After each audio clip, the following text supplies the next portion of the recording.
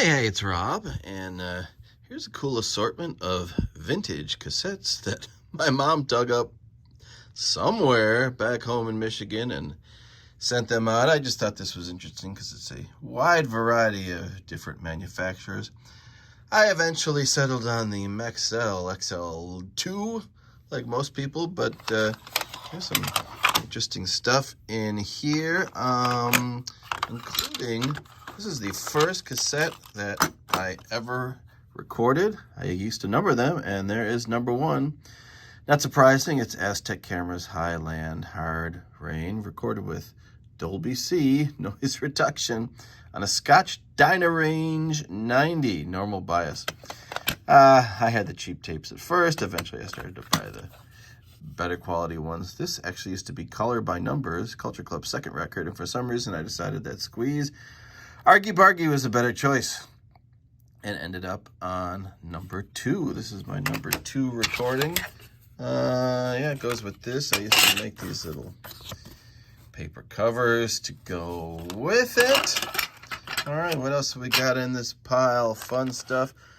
This is just a mix of early cassettes. Number 9 was Thomas Dolby, Golden Age of Wireless, on a Maxell, but an LN90, a lower quality one. Flip side was Thompson Twins Sidekicks. It's sad that 40 years later, I still pretty much listen to the same stuff. Alison Moyer from Yaz. They just had their 40th anniversary of Upstairs at Eric's. This is Elf, her debut on a Maxell, but a UDS2. Another weird cassette that I don't think I ever bought too many of. It is the CR02 High Position, but not the XL2 that we all know and love. Assorted goodies. Can only imagine some sort of mixtape. Here's one I remember doing in college. This is number 61 on an SA90. I tried TDKs for a while. I just wasn't happy with them. This is the Replacements classic Let It Be. Flip side, Violet Femmes. Good Things. I know I didn't ever own this, so I must have taped this from a college roommate. Here's some interesting Sony cassettes I got into for a while. This is Altered Images' second record, Pinky Blue, number 69, on a Sony normal bias BHF 90. What's on the flip side? Well, it used to be something else under there, and then I thought Laurie Anderson's Mr. Heartbreak would be a better choice. It'd be interesting to peel it off and see what was under there. These labels were from the cartridges that we used at our radio station. Carts were like 8 tracks, and these were cart labels. Laurie, can I see the text under there to see what it is? I don't know. Maybe I'll peel it off someday and find out. Oh, you can see it's taped over here too, whatever it used to be. And, oh, taped over here. I wasn't messing around. But I can kind of see what's under there. Oh, Billy Idol, it says used to be under there. I'm not sure, but anyway, turned into this. There we go. The box for that.